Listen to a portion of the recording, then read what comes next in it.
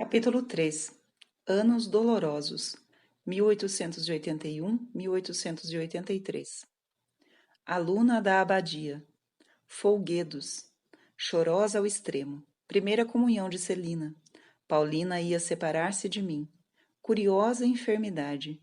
Tomada de hábito de Paulina. Titio e titia. A Santíssima Virgem sorriu-me. O que sofri. Tinha meus 8 anos e meio quando Leônia deixou o internato e tomei o lugar dela na abadia. Ouvi dizer muitas vezes que o tempo passado em colégio é o melhor e o mais doce da vida. Para mim, não foi assim. Os 5 anos que ali passei foram os mais tristonhos da minha vida. Não tivesse comigo minha querida Celina, ali não poderia ter ficado um mês sequer, sem cair doente. A pobre florzinha estava habituada a lançar suas débeis raízes em terra escolhida, feita expressamente para ela. Parecia-lhe também muito desagradável viver entre flores de toda a espécie, com raízes às vezes um tanto grosseiras, e ver-se na obrigação de procurar em terra comum a seiva necessária para a sua subsistência. Vós, porém, me instruístes tão bem, minha querida mãe, que chegando ao colégio era a mais adiantada das crianças de minha idade. Entrei em classe de alunas maiores do que eu. Uma delas, com seus 13 a 14 anos, era pouco inteligente, mas sabia, contudo, impor-se às colegas e às próprias mestras. Vendo que eu, tão pequenina, era quase sempre a primeira da classe e estimada de todas as religiosas, sentiu por certo inveja, coisa muito perdoável em aluna interna, e fez-me pagar de 1000 modos os meus pequenos sucessos. Com minha índole tímida e delicada, não sabia como defender-me e limitava-me a chorar sem dizer nada, não me queixando nem sequer a voz daquilo que padecia. Não tinha, contudo, bastante virtude para me sobrepor a tais misérias da vida, e meu pobre coraçãozinho sofria deveras. Por minha sorte, todas as tardes retornava ao lar paterno, e então meu coração expandia-se. Pulava aos joelhos do meu rei, a quem dizia as notas que tinha recebido, e o seu beijo fazia-me esquecer todas as minhas mágoas. Com que alvoroço não anunciei o resultado de minha primeira composição de história sagrada. Faltou-me um só ponto para a nota máxima, pois não soubera o nome do pai de Moisés. Era, portanto, a primeira, e tirei uma bela condecoração de prata. Papai deu-me em recompensa uma linda moedinha de 4 soldos. Coloquei-a num estojo que ficou destinado a receber nova moeda, sempre da mesma importância, quase toda a quinta-feira. Do mesmo estojo ia tirar quando em algumas festas queria contribuir do meu bolso na coleta de esmolas, quer para a propagação da fé, quer para outras obras semelhantes. Encantada com o bom êxito de sua aluninha, Paulina deu-lhe de presente um lindo arco de brincar, com o fito de encorajá-la a continuar bem estudiosa. A pobrezinha tinha real necessidade das alegrias de família, sem as quais a vida de colégio lhe seria árdua demais. Quinta-feira de tarde não havia aulas. Não era, porém, como as folgas dadas por Paulina. Não ficava no mirante com papai. Tinha que brincar, não com minha Celina, o que me agradava, quando sozinha com ela, mas em companhia de minhas priminhas e das meninas Maldelonde. Era para mim verdadeira mortificação, pois não sabia brincar, como as demais crianças. Não era companheira agradável. No entanto, sem o conseguir, fazia todo o meu possível para imitar as outras. Sentia muito tédio, principalmente quando tinha que passar toda a tarde a dançar quadrilhas. A única coisa do meu gosto era ir ao Jardim da Estrela. Tomava então a dianteira em toda a parte, a colher flores em profusão, e por saber descobrir as melhores, provocava a inveja de minhas coleguinhas. O que também me agradava era ficar por acaso a sós com Mariazinha. Por já não contar com Celina Maldelonde, que a levava a jogos ordinários, deixava-me livre escolha, e eu escolhi então um jogo inteiramente novo. Maria e Teresa davam-se ares de dois anacoretas, que não dispunham senão de uma mísera choupana, de um pequeno trigal e de alguns legumes para cultivar. A vida deles decorria numa contemplação contínua, isto é, um dos anacoretas substituía o outro na oração, quando era preciso ocupar-se com a vida ativa. Tudo se fazia num acordo, num silêncio, em moldes tão religiosos que era perfeito. Quando titia vinha buscar-nos a passeio, nosso jogo continuava até a rua. Os dois anacoretas recitavam juntos o terço, valendo-se dos dedos, a fim de não exibir sua devoção ao público indiscreto. Um dia, entretanto, o mais novo dos anacoretas descuidou-se. Tendo recebido um bolo para merenda, traçou rasgado o sinal da cruz antes de comê-lo, o que provocou o riso de todos os profanos do século. Maria e eu tínhamos sempre os mesmos palpites. Os próprios gostos afinavam-se tão harmoniosamente que certa vez nossa união de vontades passou da conta. Ao voltarmos uma tarde da abadia, disse a Maria: "Conduze-me, que vou fechar os olhos." "Eu também quero fechá-los", respondeu-me. Dito e feito, sem discutir, cada qual pôs em obra sua vontade. Estávamos na calçada, não havia o que temer dos veículos. Depois de agradável caminhada de alguns minutos, tendo apreciado o gozo de andar sem ver, as duas estouvadinhas tombaram juntas por cima de umas caixas colocadas à porta de uma loja. Por outra, derrubaram-nas. Muito encolerizado, saiu o negociante para levantar a mercadoria. As duas cegas voluntárias se levantaram por si mesmas, em boas condições, e corriam a passos largos, com olhos arregalados, enquanto ouviam as justas reprimendas de Joana, que ficara tão zangada quanto o negociante. Por isso, para nos punir, resolveu separar-nos uma da outra. E daquele dia em diante, Maria e Celina iam juntas, enquanto eu caminhava com Joana. Isso pôs um termo à nossa demasiada união de vontades. Não foi um mal para as mais velhas, que nunca entravam em acordo e discutiam durante todo o trajeto. Desta forma, a paz foi completa. Nada disse ainda a respeito de minhas íntimas relações com Celina. Oh, se fosse Mister narrar tudo, não poderia chegar ao fim.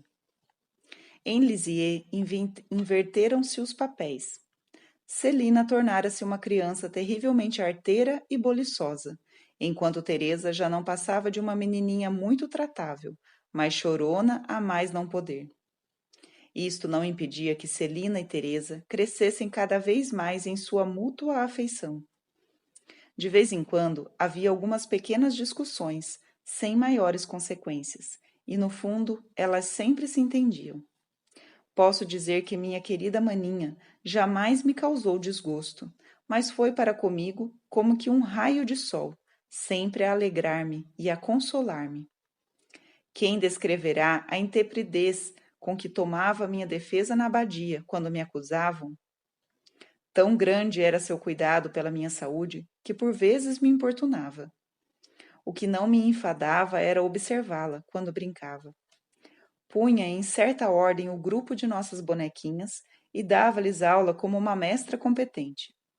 Só que dava um jeito de serem suas filhas sempre bem comportadas, enquanto que as minhas eram muitas vezes expulsas da classe por mau comportamento.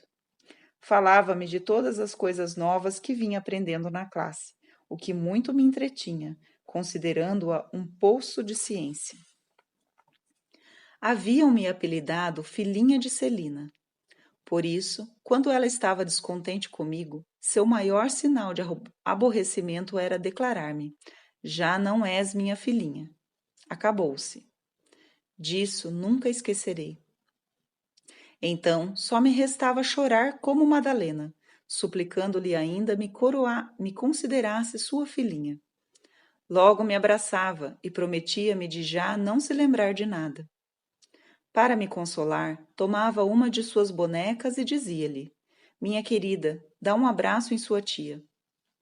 Certa ocasião, a boneca foi tão ardorosa em abraçar-me com carinho que me enfiou os dois bracinhos pelo nariz. Celina, que não o fizera de caso pensado, olhava estupefata para mim, que estava com a boneca suspensa no nariz. A tia não levou muito tempo em se desfazer dos abraços por demais carinhosos de sua sobrinha, e desatou a rir, gostosamente, de tão singular aventura. O mais divertido era ver-nos comprar juntas nossos presentes no bazar. Cuidávamos de ficar escondidas uma da outra. Dispondo de 10 soldos para gastar, precisávamos pelo menos de 5 ou 6 objetos diferentes, e tratava-se de ver quem compraria as coisas mais bonitas. Encantadas com nossas aquisições, aguardávamos com impaciência o primeiro dia do ano, a fim de oferecermos uma a outra nossos grandiosos presentes. Quem acordasse antes da outra apressava-se em lhe desejar feliz ano novo, e logo nos dávamos uma a outra os presentes de boas festas. Cada qual de nós ficava extasiada com as preciosidades que se vendiam por 10 soldos. Estes mimos nos causavam quase tanto prazer quanto os lindos presentes de boas festas que vinham do titio. Isto, aliás, era apenas o começo das alegrias. Naquele dia, vestíamos num instante, e cada qual se punha à espreita para saltar ao pescoço do papai. Logo que ele saísse do quarto, era um grito de alegria por toda a casa, e nosso bom paizinho mostrava-se feliz por nos ver tão contentes. Os presentes de boas festas que Maria e Paulina davam às suas filhinhas não eram de grande valor, mas também lhes proporcionavam grande alegria. Oh, naquela idade não éramos indiferentes. Nossa alma expandia-se em toda a sua frescura, como uma flor que é feliz por receber o orvalho da manhã. A mesma aragem fazia balançar nossas corolas, e o que para uma fosse motivo de alegria ou de mágoa, sê-lo-ia ao mesmo tempo para outra. Com efeito, nossas alegrias eram em comum. Bem o percebi no belo dia da primeira comunhão de minha querida Celina. Só tendo 7 anos, ainda não frequentava a abadia, mas conservei no coração a gratíssima lembrança da preparação que vós, minha querida mãe, proporcionastes a Celina. Todas as tardes, vós a tomáveis sobre os joelhos e com ela conversáveis sobre o grande ato que ia realizar. Eu cá escutava, muito desejosa de preparar-me também, mas frequentemente me dizias que fosse embora, por ser ainda muito pequena. Sentia então um desgosto muito grande, pensando comigo que 4 anos não eram demais como preparação para receber o bom Deus. Uma tarde, escutei-vos falar que, feita a primeira comunhão, se devia começar vida nova. Resolvi imediatamente a não esperar por esse dia, mas começá-la ao mesmo tempo que Celina.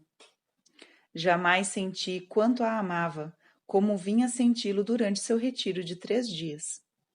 Pela primeira vez na vida, estava longe dela e não dormia em sua cama. No primeiro dia, esquecida de que não ia voltar, guardei um galinho de cerejas para as comer com ela. Quando percebi que não chegava, fiquei muito pesarosa. Papai consolou-me com a declaração de que no dia seguinte me levaria até a abadia para visitar minha Celina, o que eu lhe daria outro galho de cerejas. O dia da primeira comunhão de Celina deixou-me uma impressão semelhante à que tive na minha própria. Ao despertar de manhã, sozinha, na cama grande, senti-me inundada de alegria. É hoje! Chegou o grande dia! Não me cansava de repetir estas palavras. Parecia-me que era eu quem ia fazer minha primeira comunhão. Creio ter recebido grandes graças nesse dia e considero como um dos mais belos de minha vida. Retrocedi um pouco no assunto para reavivar esta deliciosa e carinhosa reminiscência. Devo agora falar da dolorosa provação que veio partir o coração de Teresinha, quando Jesus lhe arrebatou a querida mamãe, a sua Paulina, tão afetuosamente amada. Um dia dissera a Paulina que queria ser anacoreta. partir com ela para um deserto longínquo. Deu-me por resposta que meu desejo era também o seu, e que esperaria até que eu fosse bastante grande para a partida. Isto, sem dúvida, não fora dito seriamente, mas Teresinha tinha-o levado a sério. Por conseguinte, qual não foi sua dor ao ouvir, um dia, sua querida Paulina falar com Maria de sua próxima entrada no Carmelo? Não sabia o que era Carmelo, mas entendia que Paulina me deixaria para entrar num convento. Entendia que não esperaria por mim e que eu perderia minha segunda mãe. Oh, como descrever a angústia do meu coração? Compreendi num instante o que era a vida. Até ali não a tinha visto tão tristonha, mas então se me deparou com toda a sua realidade. Vi que não era senão sofrimento e separação contínua. Derramei lágrimas bem amargas, pois ainda não compreendia o gozo do sacrifício. Era fraca, tão fraca, que tomo por grande graça ter podido suportar uma provação que parecia colocar-se muito acima de minhas forças. Se ficava aos poucos da partida de minha querida Paulina, talvez meu sofrimento não fora tanto, mas tê-lo sabido de surpresa foi como se uma espada se me cravasse no coração. Sempre me lembrarei, minha querida mãe, com que ternura me consolastes. Depois explicaste-me a vida do Carmelo, a qual se me afigurou muito bonita. Ao repassar pelo espírito tudo quanto me falastes, senti dentro de mim ser o Carmelo o deserto onde o bom Deus queria que fosse também esconder-me. Senti-o com tanta veemência que não tive a mínima dúvida no coração. Não era um devaneio de criança, que se deixa levar, mas a certeza de um chamado divino. Queria eu ir para o Carmelo, não por causa de Paulina, mas por Jesus tão somente. Pensei em muitas coisas que se não podem exprimir por palavras, mas que me deixaram grande paz na alma. No dia seguinte, confiei meu segredo a Paulina. Tomando meus desejos como vontade do céu, disse-me que eu iria logo com ela visitar a madre priora do Carmelo e precisava dizer-lhe o que o bom Deus me fazia sentir. Escolheu-se um domingo para a solene visita. Grande foi meu acanhamento ao saber que Maria ficaria junto a mim, por ser eu ainda muito pequena para visitar as carmelitas. Entretanto, precisava descobrir um meio de estar sozinha. Eis a ideia que me ocorreu. Disse a Maria que, tendo o privilégio de visitar a Madre Priora, devíamos ser muito atenciosas e delicadas. Por isso tínhamos de confiar-lhe nossos segredos. Portanto, cada qual, por sua vez, sairia um instante e deixaria outra sozinha. Maria acreditou no que eu dizia, e apesar de sua repugnância em confiar segredos que não possuía, permanecemos uma após outra, sozinha junto à nossa madre. Tendo ouvido minhas grandes confidências, Madre Maria de Gonzaga acreditou em minha vocação. Declarou-me, todavia, que não eram recebidas postulantes de 9 anos, e seria preciso aguardar meus 16 anos. Resignei-me, não obstante meu vivo desejo de entrar o mais cedo possível e de fazer minha primeira comunhão no dia que Paulina tomasse o hábito. No mesmo dia, pela segunda vez, recebi louvores. Tinha vindo ver-me a irmã Teresa de Santo Agostinho, e não cansava de repetir que eu era engraçadinha. Minha intenção não era ir ao Carmelo para receber elogios, razão porque, após o locutório, não parava de repetir ao bom Deus que era única e exclusivamente por ele que queria ser carmelita. Aproveitei bem da minha querida Paulina durante as poucas semanas que ainda continuava no mundo. Todos os dias Celina e eu comprávamos para ela bolo e bombons, pensando que dentro em pouco já não os comeria. Estávamos sempre ao seu lado e não lhe dávamos um minuto de sossego. Chegou afinal o dia 2 de outubro, dia de lágrimas e de bênçãos, quando Jesus colheu a primeira de suas flores, que devia ser a mãe daquelas que poucos anos depois viriam unir-se de novo a ela. Vejo ainda o lugar onde recebi o derradeiro beijo de Paulina. Em seguida, titia levou-nos todos para a missa, enquanto papai subia a montanha do Carmelo para oferecer seu primeiro sacrifício. Toda a família se debulhava em lágrimas, de sorte que as pessoas, vendo-nos entrar na igreja, olhavam admiradas para nós, mas isto pouco se me dava e não me impedia de chorar. Creio que, se tudo desmoronasse em redor de mim, não teria tomado nenhum conhecimento. Contemplava o belo céu azul e ficava surpresa de que o sol luzisse com tanto esplendor, enquanto minha alma estava inundada de tristezas. Pensava, talvez, minha querida mãe, que exagero a aflição que estava sentindo. Levo em conta que não podia ser lá muito grande, pois tinha a esperança de encontrar-vos novamente no Carmelo, mas é que minha alma estava longe da maturidade. Por muitos cadinhos devia eu passar até atingir o termo que tanto almejava. 2 de outubro era o dia fixado para a reabertura de aulas na abadia. Por isso precisei ir para lá, não obstante minha tristeza. Pela tarde, veio titia buscar-nos para irmos ao Carmelo, e vinha a querida Paulina atrás das grades. Oh, como sofri nessa visita ao Carmelo! Já que escrevo a história de minha alma, tenho a obrigação de dizer tudo à minha querida mãe. Confesso que os sofrimentos anteriores à sua entrada não eram nada em comparação com os que lhe sucederam. Cada quinta-feira íamos toda a família ao Carmelo, e eu, habituada que era a entreter-me com Paulina, de coração a coração, conseguia a muito custo 2 ou 3 minutos ao terminar a visita. Entende-se que os passasse a chorar e me fosse embora com o coração partido. Não compreendia que, por atenção à titia, preferis dirigir a palavra a Joana e a Maria, em vez de falar com vossas filhinhas. Não o percebia, e no fundo do coração punha-me a dizer: Paulina está perdida para mim. É surpreendente ver como meu espírito se abriu no meio do sofrimento. Abriu-se a tal ponto que não tardei em cair doente. A doença que me atingira provinha certamente do demônio. Furioso com vossa entrada no Carmelo, quis desforrar-se contra mim do grande dano que nossa família lhe infringiria para o futuro. Mas não sabia que a carinhosa rainha do céu velava por sua débil florzinha e lhe sorria do alto do seu trono, dispondo-se a deter a tempestade no momento que sua flor poderia quebrar-se irremediavelmente.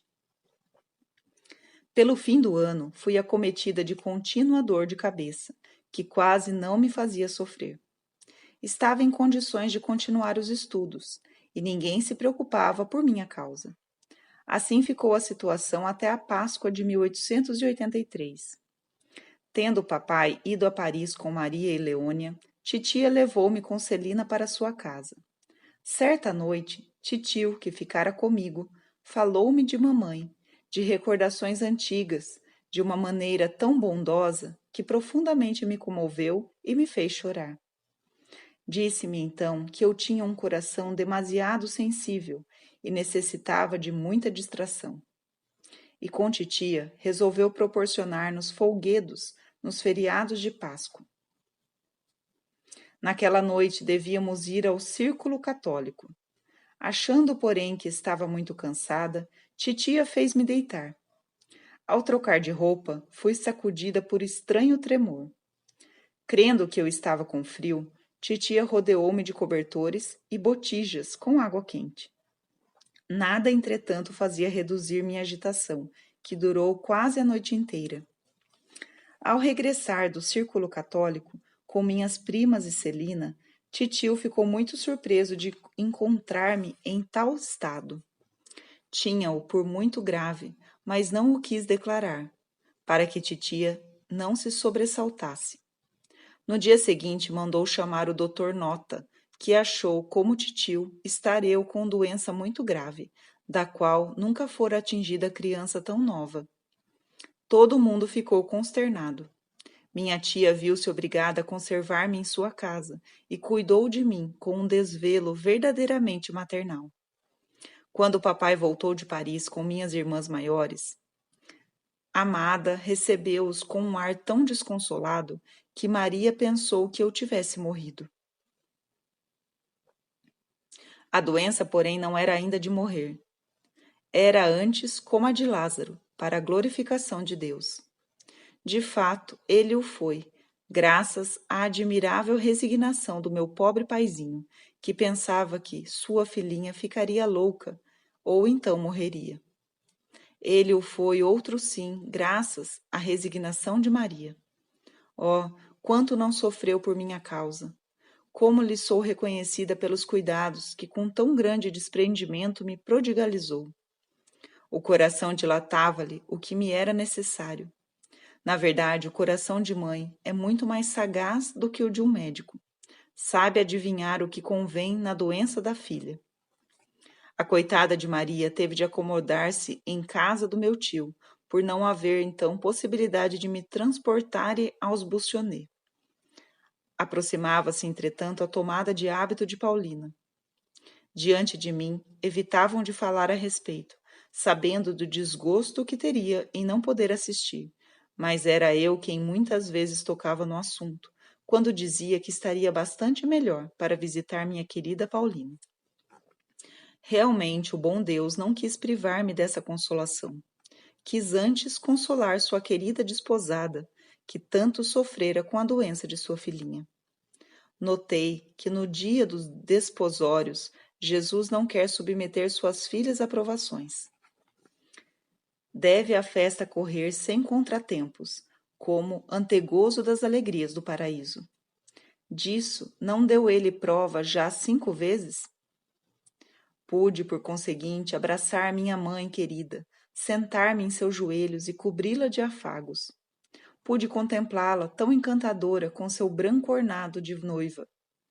Oh, foi um dia radiante, de permeio em minha sombria provação, mas o dia passou com presteza. Tive logo de tomar a carruagem que dali me levou, bem longe de Paulina, bem longe do meu amado Carmelo. Depois de chegarmos aos Bussonnet, fizeram-me deitar, contra a minha vontade, pois eu assegurava estar perfeitamente curada e já não precisava de tratamento. Ainda mal, não me encontrava senão no começo de minha provação.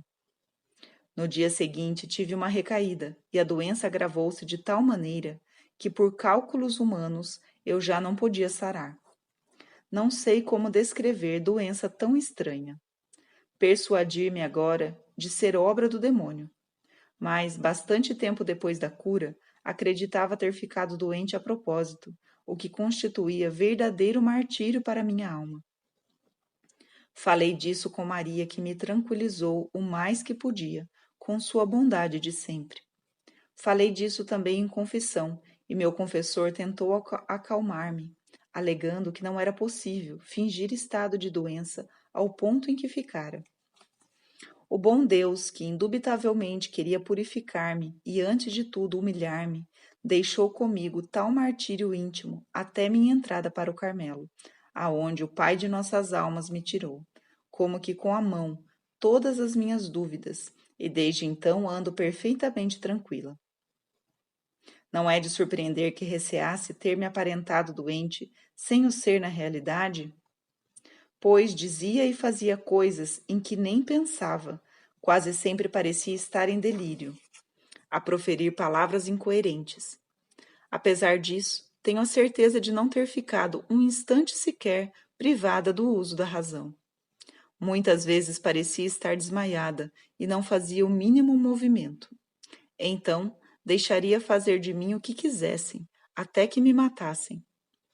Não obstante, escutava tudo o que se dizia ao meu redor, e ainda me lembro de tudo. Certa vez, aconteceu-me ficar por muito tempo sem poder abrir os olhos, e abri-los por um instante, quando estava sozinha. Creio que o demônio recebera um poder exterior sobre mim, mas não podia cercar-se de minha alma, nem de meu espírito, senão para me inspirar enormes receios de certas coisas, por exemplo, de remédios muito simples, que em vão se esforçavam para me fazer tomar. No entanto, se o bom Deus permitia ao demônio chegar-se a mim, também me enviava anjos visíveis. Maria ficava sempre junto à minha cama, cuidava de mim e consolava-me com a afeição de mãe. Jamais externou o menor enfado, e eu, todavia, lhe dava muito incômodo, não admitindo que se arredasse de mim. No entanto, ela tinha a justa necessidade de ir tomar refeição com papai, mas eu não parava de chamar por ela todo o tempo de sua ausência. Vitória, que me fazia guarda, era por vezes obrigada a ir chamar minha querida mamãe, como eu a chamava. Se Maria quisesse sair, havia de ser para ir à missa ou visitar Paulina. Então eu não falava nada. Meu tio e minha tia eram igualmente muito bons para comigo. Minha boa, querida titia vinha visitar-me todos os dias e trazia-me uma infinidade de agrados. Vinham também visitar-me outras pessoas, amigas da família. Eu, porém, suplicava a Maria, lhes dissesse que eu não queria receber visitas. Não me era agradável ver em redor de minha cama pessoas sentadas, enfileiradas, a olharem para mim como se fosse um bicho raro. A única visita que me dava prazer era do titio e da titia. Depois da doença, não poderia precisar quanto minha afeição por eles aumentou. Mais do que nunca, compreendi melhor que para nós não se tratava de parentes comuns. Oh, o pobre de nosso paizinho tinha muita razão em nos repetir de vez em quando as palavras que acabo de escrever. Mais tarde, teve prova de que não se enganara, e agora deve por certo proteger e bendizer os que lhe tributaram tão abnegadas atenções.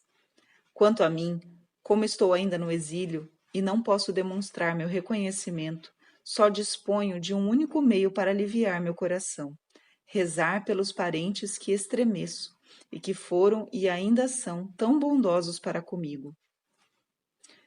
Leônia também usava de muita bondade para comigo. Tentava distrair-me do melhor modo ao seu alcance. Eu é que algumas vezes a magoava, pois ela bem via que junto a mim Maria era insubstituível. E que não fazia minha querida Celina por sua Teresa? Em dia de domingo, em vez de sair a passeio, vinha fechar-se horas inteiras dentro de casa, ao pé de uma pobre menininha que tinha aparência de idiota. Realmente precisava haver amor para que não se esquivassem de mim. Ah, minhas queridas maninhas, quanto não vos fiz padecer! Ninguém mais do que eu vos causou tanto sofrimento, e ninguém recebeu tanto amor quanto vós me prodigalizastes. Por sorte, terei o céu para me vingar. Muito rico é meu esposo, e de seus tesouros de amor tirarei para vos retribuir, ao cêntuplo, tudo quanto sofrestes por minha causa. Na doença, meu maior consolo era receber carta de Paulina. Eu a lia, tornava a ler, até sabê-la de cor. Certa vez, minha querida mãe, enviaste-me uma ampulheta e uma das minhas bonecas vestidas de carmelita. Dar uma ideia da minha alegria é algo de impossível.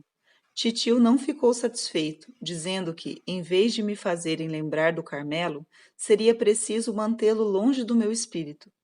Mas eu sentia, pelo contrário, que a esperança de ser um dia carmelita me alentava a viver. Meu gosto era trabalhar para Paulina. Fazia-lhe pequenos trabalhos de papel bristol, e minha maior ocupação era tecer grinaldas de boninas e miosotes para a Santíssima Virgem. Estávamos no belo mês de maio. Toda a natureza se guarnecia de flores e trescalava de alegria. Só a florzinha enlanguecia e parecia murchar para sempre. Entretanto, tinha junto a si um sol. Esse sol era a estátua milagrosa da Santíssima Virgem, que por 2 vezes tinha falado à mamãe.